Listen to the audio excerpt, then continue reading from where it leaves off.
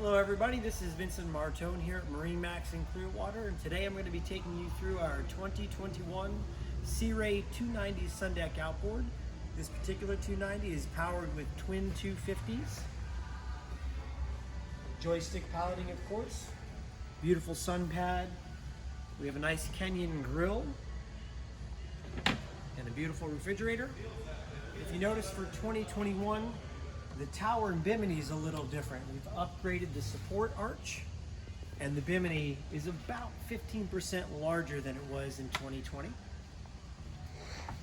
Moving up here into the helm, joystick piloting, twin sticks, accent lighting, flat screen GPS, navigation chart plotter. Very spacious head. This one has the upgraded interior. Snap-in sea deck, big bow seating.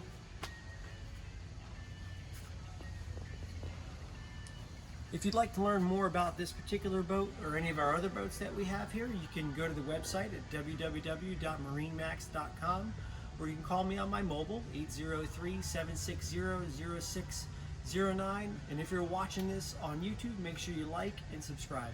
Thanks for joining me.